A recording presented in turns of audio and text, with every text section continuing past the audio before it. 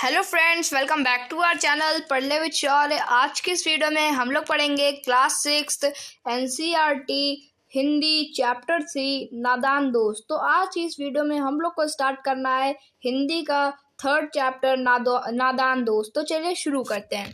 केशव के घर कार्निस के ऊपर एक चिड़िया ने अंडे दिए थे। केशव और उसके बहन श्यामा दोनों बड़े ध्यान से चिड़िया को वहां आते जाते देखा करते।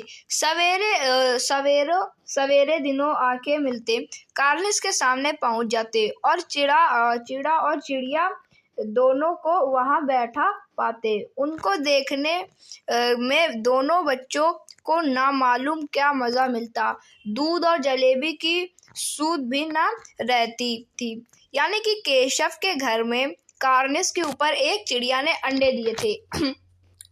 केशव और उसकी जो बहन थी श्यामा, वो दोनों उन अंडों और चिड़िया को वहां बड़े ध्यान से देखा करते और उन चिड़िया को आते जाते देखा करते। और सवेरे से उनकी जो आंखें मिलती तो कार्निस के सामने पहुंच जाते और चिड़ा और चिड़िया को दोनों को ध्यान से दोनों को वहां बैठा पाते।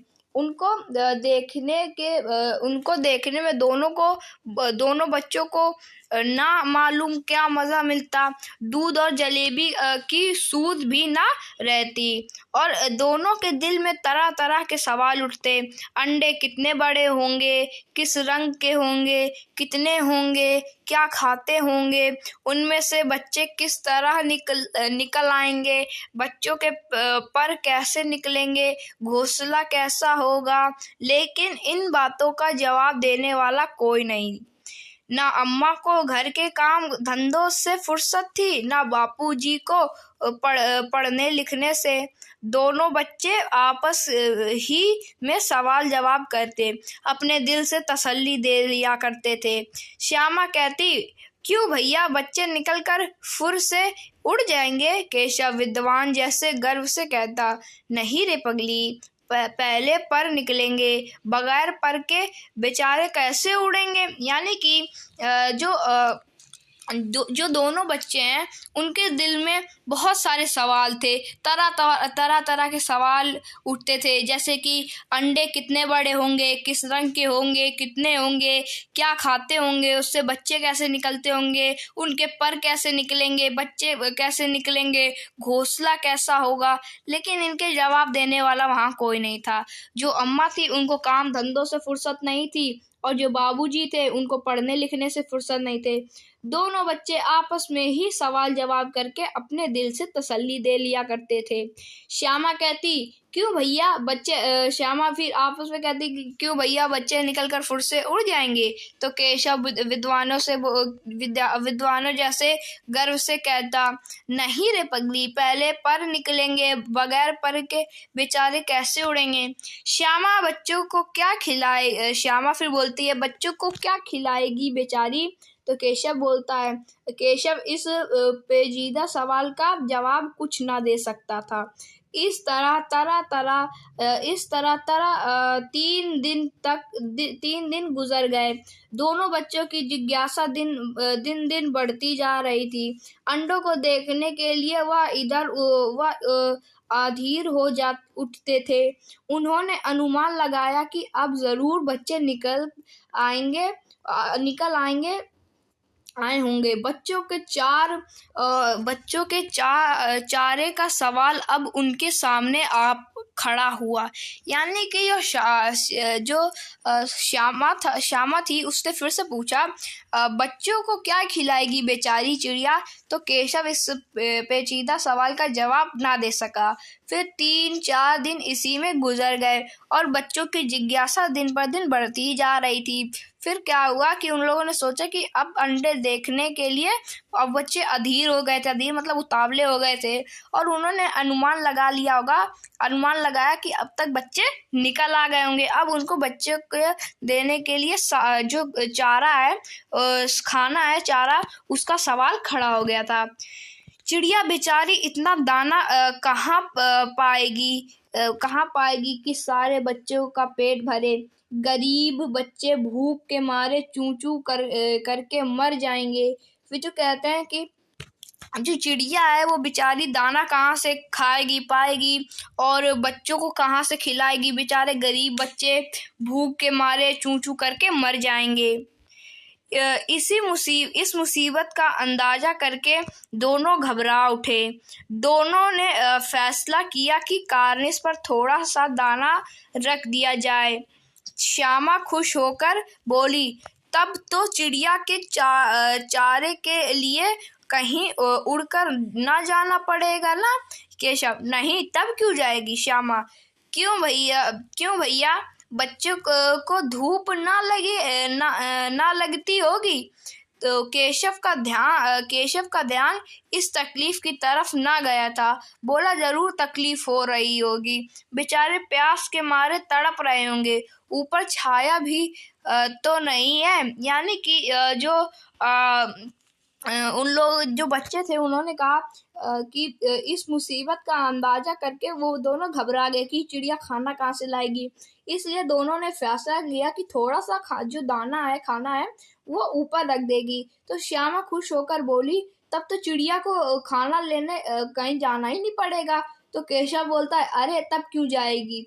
तो फिर श्यामा को बोलती है, क्यों भैया, बच्चों को धूप नहीं लगेगी क्या। तो जो केशव था उसका इस तकलीफ के ऊपर ध्यान नहीं गया। फिर वो बोला, जरूर तकलीफ हो रही होगी, बेचारे प्यास के मारे तड़पते होंगे, ऊपर छाया भी तो कोई नहीं है, यानी ऊपर छाया भी नहीं है।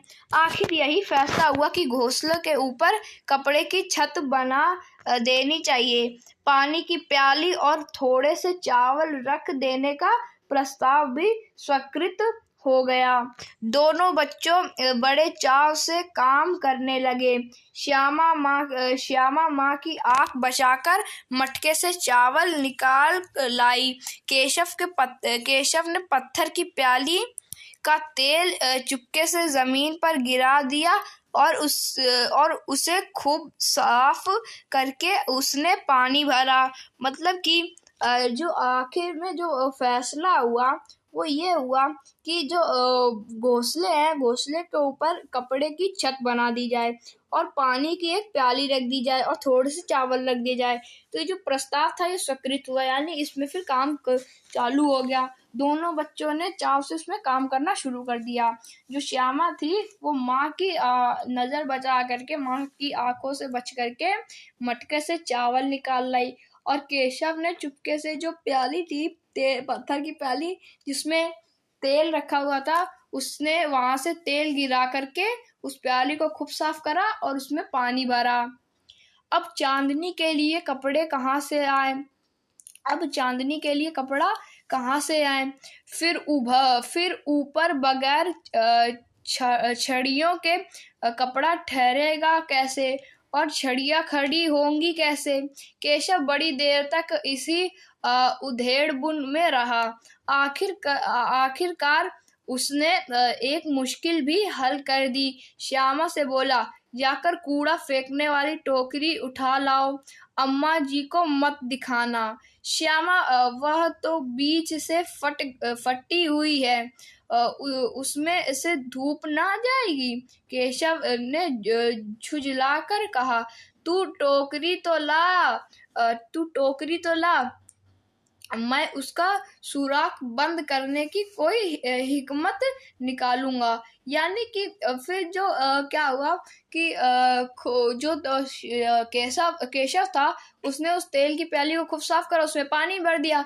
फिर केशव ने बड़ी देर तक ये सोच में रहा, उधेड़बुन में रहा कि आखिर कि उनमें कपड़ा कैसे लगाएंगे। मतलब कि जो चांदनी से बचने के लिए, जो धूप आएगी उससे बचने के लिए अंडों के ऊपर कपड़े की छत बनानी पड़ेगी और छत बनाने के लिए छड़ी चाहिए होंगी और छड़ी चाहिए तो मिल जाएंगी छड़ी, लेकिन उन्हें खड़ा कैसे करना पड़ेगा। तो इसलिए केशव इस उधेड़बुन में बहुत देर तक रहा, लेकिन आखिरकार उसने यह मुश्किल भी हल कर ली थी। उसने श्यामा से बोला, जाओ एक कूड़ा फेंकने वाली टोकरी लेकर आओ और अम्मा जी को मत बताना। तो जो श्यामा थी उसने बोला, लेकिन वो कूड़ा फेंकने वाली टोकरी तो फट गई, उससे धूप ना आ जाएगी। तो केशव झुंझला कर कहा, अरे तू टोकरी तो ला, मैं उसका सुराख बंद करने की हिकमत करूंगा।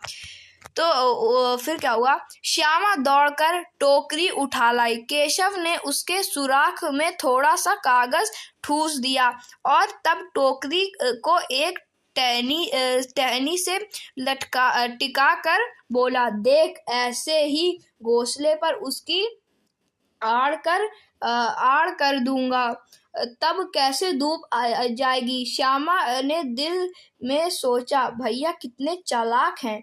यानी कि जो श्यामा है वो दौड़कर टोकरी उठा लाई और केशव ने उस सुराख को बंद कर दिया एक कागज को वहां पे ठुसाकर, यानी कागज को वहां पे लगाकर, और फिर जो टोकरी थी उसको एक टहनी से लटका दिया और फिर बोला, ये देख अब घोंसले पर आड़ कर दूंगा और उसमें धूप कैसे आएगी। श्यामा ने अपने दिल में सोचा, भैया कितने चालाक हैं। तो ये जो हमारी कहानी थी नादान दोस्त, ये हमने इसका जो पहला भाग था वो हम लोगों ने कर लिया है। अब इसका जो दूसरा भाग है वो अब हम लोग करेंगे दूसरी वीडियो में, नेक्स्ट वीडियो में। तो आज की इस वीडियो में इतना ही, मिलेंगे नेक्स्ट वीडियो में नेक्स्ट पार्ट के साथ। तब तक के लिए थैंक यू वेरी मच।